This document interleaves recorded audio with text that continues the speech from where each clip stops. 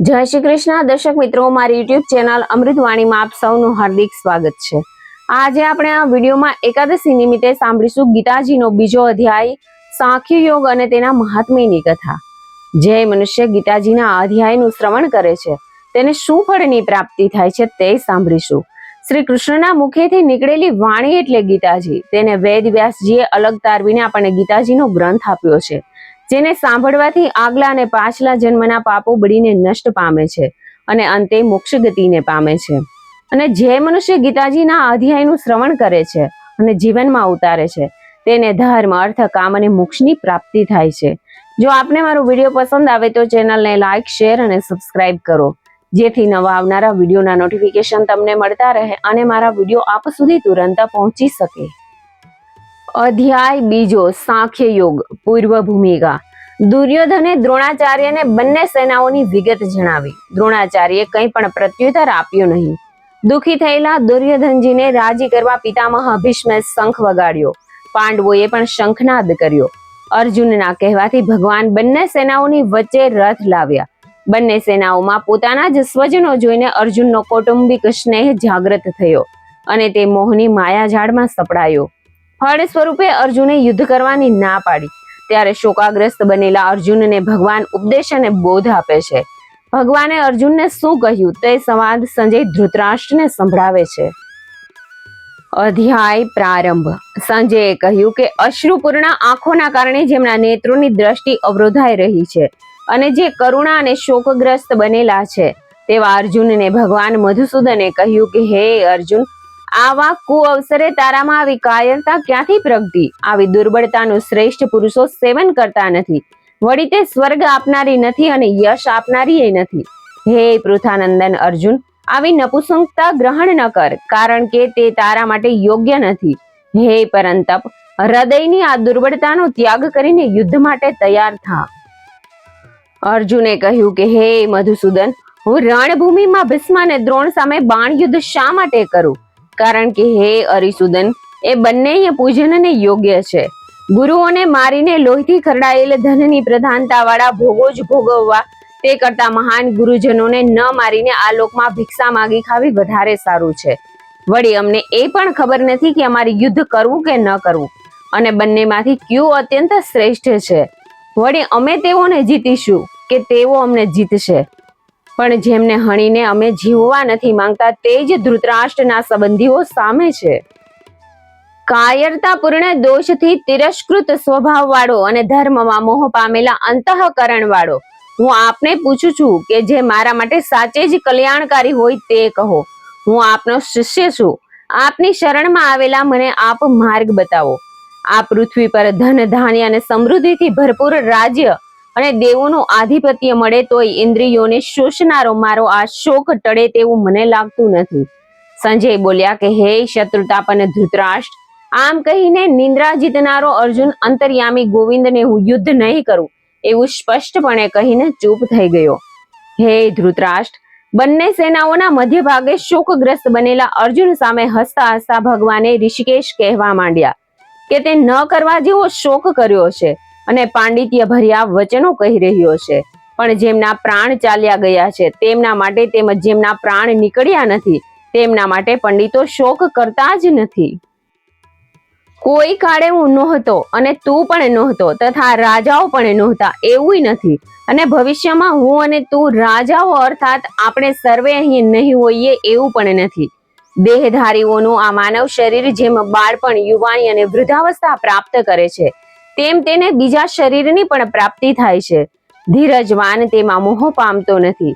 હે કુંતી નંદન, ઇન્દ્રિયોના વિષય તો અનુકૂળતા કે પ્રતિકૂળતા મુજબ સુખ દુઃખ આપનારા છે તેમજ આવાગમન કરનારા છે, વળી તે આ અનિત્ય છે। હે અર્જુન, તેમને તું સહન કર, કારણ કે સુખ દુઃખમાં સમાન ભાવ રાખનારા બુદ્ધિમાન મનુષ્યને આ વિષયો વ્યાકુળ કરી શકતા નથી અને તે જ અમર બનવા માટે સમર્થ બની જાય છે। અસતનો ભાવ વિદ્યમાન નથી અને સતનો અભાવ પણ વિદ્યમાન નથી। તત્વવેતા મહાપુરુષોએ બંનેના તત્વનો અનુભવ કર્યો જ છે। અવિનાશી તો તું તેને જાણ કે જેથી એ સંપૂર્ણ વિશ્વમાં વ્યાપ્ત છે। એ અવિનાશીનો વિનાશ કરી શકવા કોઈ સમર્થ નથી। અવિનાશી ન ઓળખનારા અને નિત્ય રહેનારા આત્માનો આ દેહ નાશવંત કહેવાયો છે. તેથી હે અર્જુન, તું યુદ્ધ કર. જે મનુષ્ય આ અવિનાશીને મારનારો માને છે અને જે એને મરેલા માને છે તે બંને એને જાણતા નથી, કારણ કે તે મારતોય નથી અને મરાતોય નથી. આ આત્મા ક્યારેય જન્મતો નથી અને મરતોય નથી, તેમજ તે સ્વયં સિદ્ધ નિર્વિકાર છે. આત્મા જન્મ રહિત, નિત્ય નિરંતર રહેનારો, શાશ્વત અને અનાદિ છે. શરીરનું મૃત્યુ થવા છતાંય તે મરાતો નથી. હે પૃથાનંદન, જે મનુષ્ય આ શરીરને અવિનાશી, નિત્ય, જન્મ રહિત અને અવ્યય જાણે છે તે કઈ રીતે કોને મારે અને કોને મરાવે? મનુષ્ય જેમ જૂના વસ્ત્રો ત્યાગી બીજા નવા કપડા ધારણ કરે છે, તેમ આત્મા જૂના દેહ છોડી બીજા નવા શરીર ગ્રહણ કરે છે. શસ્ત્રો એ આત્માને છેદી શકતા નથી, અગ્નિ એને બાળી શકતો નથી અને જળ એને ભીંજવી શકતું નથી, તેમજ વાયુ તેને સૂકવી શકતો નથી. આત્મા છેદી શકાતો નથી, બાળી શકાતો નથી, ભીંજવી શકાતો નથી, તેમજ સૂકવી શકાતો નથી, કારણ કે તે નિત્ય, પરિપૂર્ણ, અચળ, સ્થિર, સ્વભાવી અને અનાદિ છે. આત્મા પ્રત્યક્ષ દેખાતો નથી, વળી એ ચિંતનનો વિષય પણ નથી. તે નિર્વિકાર કહેવાય છે. તેને જાણીને શોક ન કરવો જોઈએ. હે મહાબાહો, તું જો આત્માને નિત્ય જન્મનારો કે નિત્ય મરનારો માને તોય તારે આ રીતે શોક ન કરવો જોઈએ. જે જન્મે છે તેનું મૃત્યુ થાય છે અને મરનારનો જન્મ અવશ્ય થશે. આ જન્મ મરણ રૂપી પરિવર્તનનું નિવારણ થઈ શકે તેમ નથી, તેથી તેનો તારે શોક ન કરવો જોઈએ. હે ભારત, બધા જ પ્રાણીઓ જન્મ પૂર્વે અપ્રગટ હતા અને મૃત્યુ પછી અપ્રગટ થઈ જાય છે. ફક્ત વચ્ચેના ગાળામાં જ પ્રગટ દેખાય છે. તેથી શોક કરવાની તો વાત જ શી? કોઈ આ આત્માને અજાયબીની જેમ જુએ છે અને તેવી જ રીતે બીજો કોઈ અજાયબીની જેમ તેનું વર્ણન કરે છે, તથા અન્ય કોઈ એને અજાયબીની જેમ સાંભળે છે અને સાંભળીને પણ કોઈ એને જાણી શકતું નથી. હે પાર્થ, આ સમબુદ્ધિ તારા માટે સાંખ્ય યોગમાં કહી છે. હવે તું તેને કર્મ યોગમાં સાંભળ. સમબુદ્ધિથી યુક્ત થયેલ તું કર્મ બંધનનો ત્યાગ કરીશ. મનુષ્ય લોકમાં સમબુદ્ધિ રૂપ ધર્મના આરંભનો નાશ નથી થતો તથા તેનું વિપરીત ફળ પણ નથી. આનું થોડુંક આચરણ જન્મ મરણના મહાભયથી મનુષ્યનું રક્ષણ કરે છે. હે પૃથાનંદન, જેઓ કામનાઓમાં તન્મય છે અને સ્વર્ગને જ શ્રેષ્ઠ માનીને વેદોમાં કહેલા સકામ કર્મોમાં આસક્ત રહીને આના કરતા કંઈ શ્રેષ્ઠ નથી એમ કહે છે, તેઓ અવિવેકી છે. આવા અજ્ઞાની જન્મરૂપી કર્મફળ આપનાર અને ભોગ તેમજ ઐશ્વર્ય પ્રાપ્તિ માટે કર્મકાંડની અનેક ક્રિયાઓનું વર્ણન કરનારી મિથ્યા મીઠી વાણી કહ્યા કરે છે. એ વાણીથી જેનું ચિત્ત મોહ પામીને ભોગોમાં અને ઐશ્વર્યમાં અત્યંત આસક્ત થઈ જાય છે, તેવા માનવોની પરમાત્મામાં એક નિશ્ચયવાળી બુદ્ધિ રહેતી નથી, અર્થાત પરમાત્મામાં સ્થિર થઈ શકતી નથી. હે અર્જુન, કર્મ કર્તવ્યમાં જ તારો અધિકાર, ફળમાં તારો અધિકાર ક્યારેય નથી. તેથી તું કર્મ ફળના હેતુવાળો ન બન, તેમજ કર્મ ન કરવામાં તને આસક્તિ ન થાય. હે ધનંજય, તું આસક્તિનો ત્યાગ કરીને સિદ્ધિ અસિદ્ધિમાં સમતા રાખીને યોગમાં સ્થિત થઈને કર્મો કર. સમત્વ અને યોગનો જ એક પ્રકાર છે. સમત્વની સરખામણીએ સકામ કર્મ અત્યંત તુચ્છ છે. માટે હે ધનંજય, તું સમત્વનો આશ્રય કર, કારણ કે ફળની આકાંક્ષાવાળા અત્યંત પામર છે. સમત્વ યુક્ત મનુષ્ય પુણ્ય અને પાપ બંનેનો ત્યાગ કરે છે. માટે તું સમત્વમાં તત્પર રહે, કારણ કે કર્મોમાં આ જ યોગ કુશળ છે. સમતાવાન બુદ્ધિશાળી સાધક કર્મના ફળનો ત્યાગ કરી જન્મ મૃત્યુ રૂપ બંધનમાંથી મુક્ત થઈ જાય છે અને નિર્વિકાર પરમ પદને પામી જાય છે. તારી બુદ્ધિ મોહરૂપી કળણનો પાર પામી જશે ત્યારે તું સાંભળેલા અને સાંભળવામાં આવનાર ભોગોમાંથી વૈરાગ્ય પામી જઈશ. શાસ્ત્રોમાંના અનેક સિદ્ધાંતોમાં મતભેદ સાંભળીને વિચલિત બનેલી તારી બુદ્ધિ જ્યારે નિશ્ચળ થઈને પરમાત્મામાં સ્થિર થશે ત્યારે તું યોગને પ્રાપ્ત થઈશ, અર્થાત સમતારૂપી સમાધિમાં સ્થિત થઈ જઈશ. અર્જુને કહ્યું કે હે કેશવ, પરમાત્મામાં સ્થિત સ્થિર બુદ્ધિવાળા મનુષ્યના લક્ષણો ક્યાં છે? વળી સ્થિર બુદ્ધિવાળો મનુષ્ય કઈ રીતે બેસે છે અને કઈ રીતે ચાલે છે, અર્થાત તેનો વ્યવહાર કઈ રીતનો હોય છે? શ્રી ભગવાન બોલ્યા કે હે પૃથાનંદન, મનુષ્ય જ્યારે મનની કામનાઓને સંપૂર્ણપણે ત્યાજી દે છે અને સ્વયં પોતાનામાં જ સંતુષ્ટ રહે છે ત્યારે તે સ્થિત પ્રજ્ઞ થઈ જાય છે. તેને ગમે તેટલા દુઃખ હોય તો પણ જેના મનમાં ઉદ્વેગ થતો નથી અને ગમે તેટલા સુખ પ્રાપ્ત થાય તોય હરખાતો નથી. તથા જેના રાગ, ભય અને ક્રોધ નાશ પામી ગયા છે તે જ મનુષ્ય સ્થિર બુદ્ધિવાળો બને છે, અર્થાત સ્થિત પ્રજ્ઞ કહેવાય છે. સર્વત્ર આસક્તિ રહિત બનેલ તે મનુષ્ય શુભ અને અશુભને પામીને ન તો પ્રસન્ન થાય છે અને ન તો દુઃખી, કારણ કે તેની બુદ્ધિ સ્થિર બની છે. જેમ કાચબો પોતાના અંગને બધી બાજુથી સંકેલી લે છે, તેમ કર્મયોગી ઇન્દ્રિયોના વિષયમાંથી ઇન્દ્રિયોને સંકેલી લે છે અને ત્યારે જ તેની બુદ્ધિ સ્થિર બને છે. ઇન્દ્રિયોના વિષયોમાંથી છૂટનારો માનવી વિષયો તો ત્યાગે છે, પણ તેનો વિષયોમાંથી રસ નિવૃત્ત થતો નથી, અર્થાત તેને તેની વાસના રહે છે. પરમાત્માનો અનુભવ કે પરમાત્માના દર્શનથી તે સ્થિત પ્રજ્ઞનો કે વાસનામાંથી પણ રસ નિવૃત્ત થઈ જાય છે, અર્થાત તેની બુદ્ધિ આ સંસારમાં ભ્રષ્ટ થતી નથી. હે કુંતી નંદન, ઇન્દ્રિયોના વિષય સામે આવતા જ વિદ્વાન પુરુષને પણ ભોગવેલા ભોગોના સંસ્કારોના કારણે જ મન અને બુદ્ધિને વાસના બળજબરીથી પોતાની બાજુ આકર્ષિત કરે છે. પણ કર્મયોગી સાધક સમસ્ત ઇન્દ્રિયોને વશ કરી મારામાં મન જોડે, કારણ કે જેની ઇન્દ્રિયો વશમાં છે તેની બુદ્ધિ સ્થિર છે. વિષયોનું ચિંતન કરનારા મનુષ્ય વિષયાસક્ત બને છે અને આ આસક્તિથી જ વાસના ઉત્પન્ન થાય છે. જે ન સંતોષાતા ક્રોધ ઉત્પન્ન થાય છે. ક્રોધથી સમોહન અર્થાત મૂઢ બનીને સ્મૃતિ ભ્રષ્ટ થઈ જવાય છે. સ્મૃતિ ભ્રષ્ટ થતા જ બુદ્ધિ વિવેક નાશ પામે છે. બુદ્ધિ વિવેકનો નાશ થતા જ મનુષ્ય પતન પામે છે.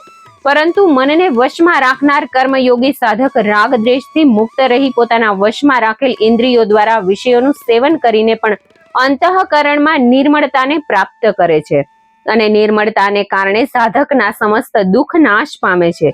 આવા શુદ્ધ ચિત્તવાળા સાધકની બુદ્ધિ નિસંદેહ શીઘ્ર પરમાત્મામાં સ્થિર થઈ જાય છે. જેનું મન અને ઇન્દ્રિયો સંયમિત નથી તેવા મનુષ્યની બુદ્ધિ સ્થિર થતી નથી. આવા અસ્થિર બુદ્ધિવાળા મનુષ્યમાં નિષ્કામ ભાવ અર્થાત કર્તવ્ય પરાયણતાનો અભાવ હોય છે.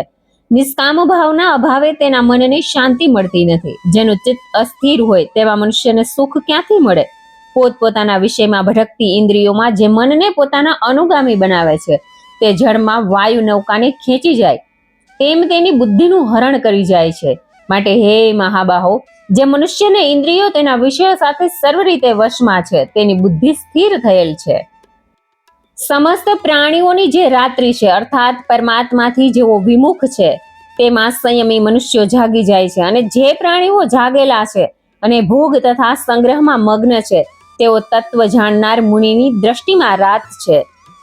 જેમ સઘળી નદીઓનું જળ ચારે કોરથી પરિપૂર્ણ સમુદ્રમાં ભળે છે છતાંય સમુદ્ર પોતાની મર્યાદામાં અચળ રહે છે, તેમ સંયમી પુરુષને ભોગ પદાર્થો વિકાર ઉત્પન્ન કર્યા વિના આપોઆપ પ્રાપ્ત થાય છે. તે જ મનુષ્ય પરમ શાંતિ પામે છે. ભોગોની કામના વાળો પરમ શાંતિ પામતો જ નથી. જે મનુષ્ય સમસ્ત કામનાઓ ત્યાગીને નિષ્પૃહ ભાવે મમતા મુક્ત બનીને અહંકાર ત્યજીને વર્તે છે તે જ શાંતિને પામે છે. હે પૃથાનંદન, એ જે બ્રાહ્મી સ્થિતિ છે આ સ્થિતિને પામી ગયા બાદ તે ક્યારેય મોહ પામતો નથી. જો અંતકાળે પણ આવી સ્થિતિ થઈ જાય છે તો નિર્વાણ બ્રહ્મની પ્રાપ્તિ થાય છે, અર્થાત અંતકાળે મોક્ષરૂપી બ્રહ્મપદને પામી જવાય છે. શ્રીમદ ભગવદ્ ગીતાના અર્જુન કૃષ્ણ સંવાદમાં સાંખ્ય યોગ નામનો બીજો અધ્યાય અત્રે પૂરો થયો.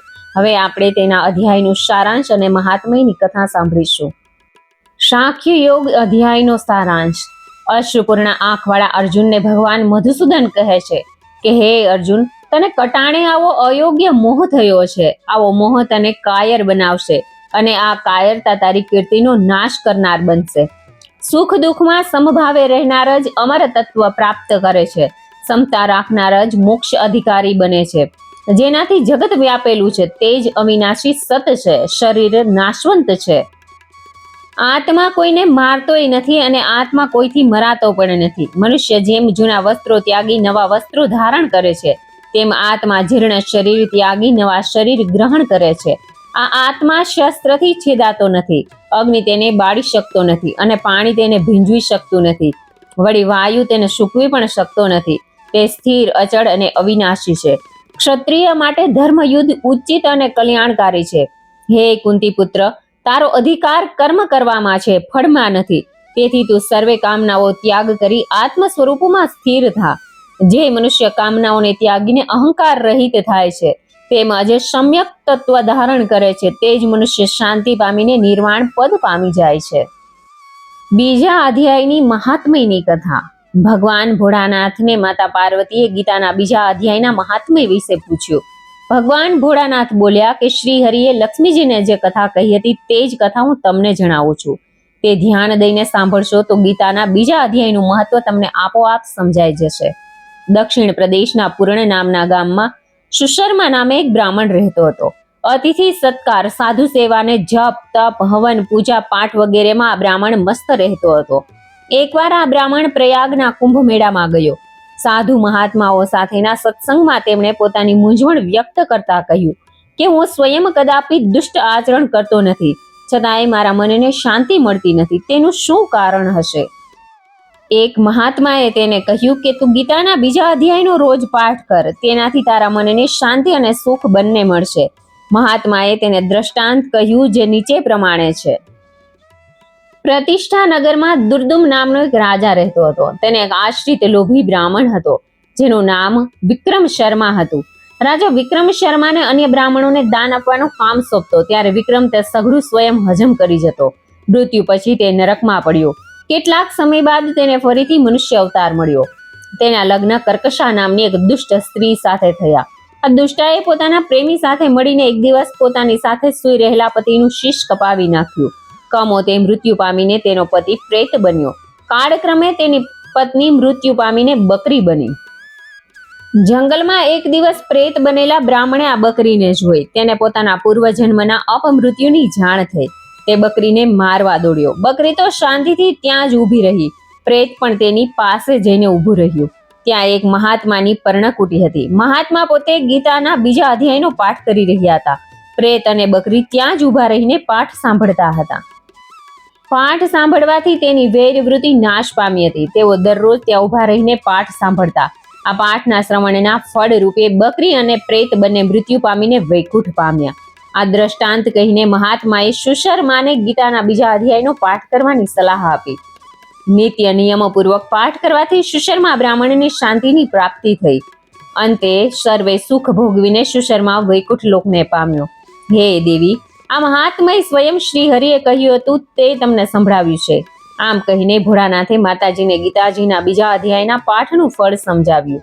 પદ્મ પુરાણના ઉત્તરાખંડમાં ગીતા મહાત્મ્યનો બીજો અધ્યાય અત્રે પૂરો થયો. જય શ્રી કૃષ્ણ, જય શ્રી વિષ્ણુ ભગવાન. મને સાંભળવા માટે ધન્યવાદ.